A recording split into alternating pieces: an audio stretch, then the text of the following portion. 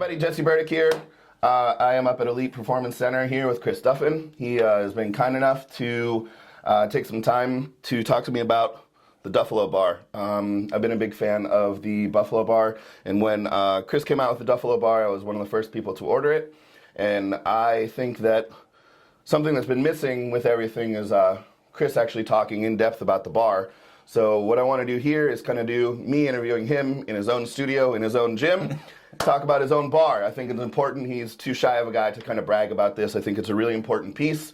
And Chris, just tell us about the concept of the bar, what you were trying to do with it, how it's different than all the other bars, and performance-wise, and what it looks like, and what we can expect from it. Absolutely. Thanks, Jesse. Yeah, thank you. So, a lot of it comes down to actually knowing what the intent of the bar is when you design it to get all the features correctly. Right. Instead of just going, well, people like a bent bar, let's make one. Sure. Okay.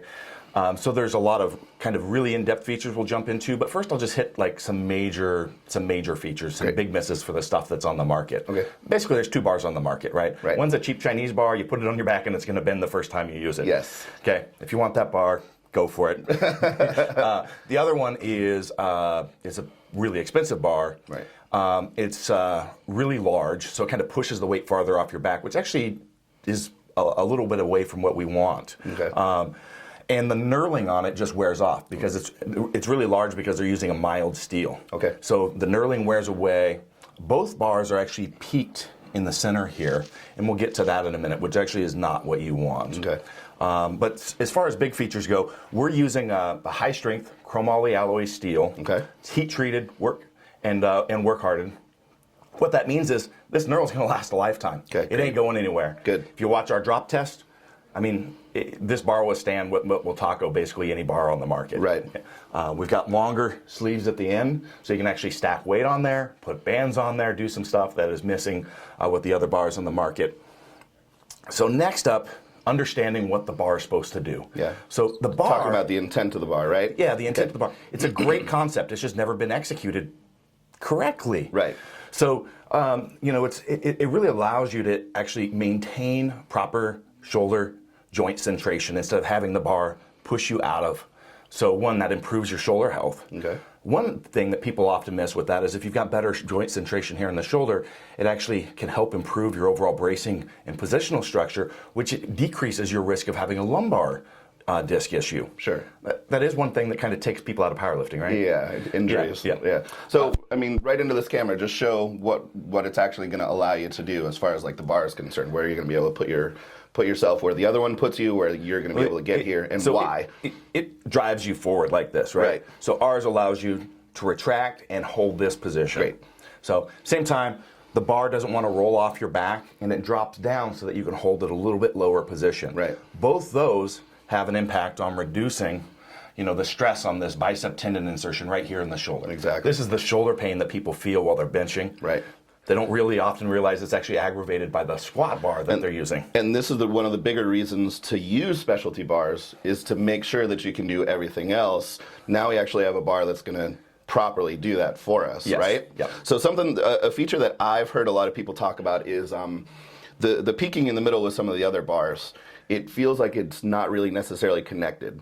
Everyone that's been talking about this bar so far that hasn't got it before I did, has talked about the connection across their back almost all the way directly into their hands. They really feel connected to it all the way across, where the other one, they're just feeling the bar literally right here and right on the top of their their spine. It actually puts the force right where you don't want it. Right. So it doesn't want to roll off your back. It's got a little bit lower in the hands, but it's not seated. So we do a dual radius, so we've got two different bends in there. You can't see them until you actually put it on your back and you go, oh my God, this fits like a glove. Right. And the trick is actually getting it and know where to put it so that a 100-pound lifter can feel it. Right. A 300-pound lifter, it works for them. A high bar squatter, a low bar squatter. Okay. So knowing and getting that best position to match all those positions. Because I get that question all the time. Well, does it work for me because I'm small? Does it work for me because I'm a high bar or a low bar? Right. Yes, that's actually the point. Yeah, you've done your homework to kind of figure out where we want to go with And it. then we've actually done a little bit more of a bend, so that reduces that strain a little bit further on the bicep. So that's positive.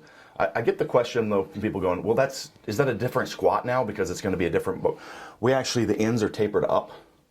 So that puts the weight basically back in your center line. Because it's Okay. like, you should be able to train with this all year round. Meet's coming. Spend a few weeks on a straight bar. Make sure you've got everything dialing, you're feeling good, you've got your positioning in. But it's the same squat. Right. Yeah, I mean, you know this. You've been training with these bars for a while. Yeah, no, Some I have. people think it's a different squat. Right. In fact, it is not. Correct. So, All right, great. Anything else you want to talk about? You want to talk about our handles, or are we keeping that a secret a little bit longer? I think we're ready to release that. These are the Okay. prototypes, so the production ones are going to look a little different. But the actual main intent is not the handle, but that's a mount for your bands or your chains. Okay. And you don't have to worry about if you've ever had those and you're trying to pull plates on off. What did I put on first? Oh, we've got to change. We got the wrong band or the wrong chain, and we got one or the other. You've always got them in the way, Right. So this is convenient. You can change those completely independently. Great. And then there is a small subset of the population that has really bad shoulder issues. You know, they've been lifting for 20, 30 years. There's just no work around it. They can't squat with any anything bar. but a safety squat bar, right? Right. And they want to have like a straight bar on their back for the feel of it. This is actually a further set of drop down, but this is not meant for the general public. So Sure. if you grab them and go, well, this isn't, I'd like handles in here. There's a set of handles like that you can buy. Right. That's not, these weren't intended for you. These are for people with major Right. shoulder problems. The Right. primary issues, bands and chains, yeah. Great. And it looks great, and this will be released probably next couple of months, so we can kind of get those on the bars that are coming out. Yeah, we should actually have those for sale within the next month. Great. So we've got the finalized prototype in production right now, and we'll be able to turn it around pretty quickly Great. to finished. And as my understanding, since I don't have my bar yet, you sold all the bars from all the steel that you ordered right away. Over 150 bars went almost immediately. Yes. Okay, so then people need to understand that it takes a little bit of time to re-up on steel and then kind of get it So this is whittled not, down. This, You this still is not whittle? off this is not off the shelf steel. We Right. work directly with the steel mill on getting this steel. It is built for us. Good. So there is no calling up the steel yard saying, hey, can I buy a couple sticks of that and let's run some bars, okay? Right. But yeah, we're running a 12-week lead time right now Okay. due to demand. But trust me, this bar is worth it. I mean, this is going to be, in my opinion, and we're going to discuss a little bit further in this. This is the ultimate training bar for both squatting and benching. Great, and we'll get into that a little bit more. But I just want to make sure people understand that, you know, this is something that's coming raw steel to you. You're doing the work. You're getting it to where it wants to be. This isn't, you know, it's coming, you know, you're calling someone, hey, we need a couple more of these bars so we can send them out. This is a process to get it here, and the process is worth it for a number of reasons, for the quality of the bar, for the intent of the bar, and for what the purchaser, what the lifter is going to get out of it. So Exactly. it's worth the time that it's going to take to get there. I know you're doing everything that you can to get it out to everyone as quick as possible, but the word's out, it's an awesome bar, so it's just going to kind of happen. If you'd like to support the production of further content and maximize your athletic performance, check out kabukistrength.net. Our goal is to provide you with the tools and the methods to maximize your performance. There's constantly adding new products to our site, so please check it out. All that's left is for you to bring the attitude.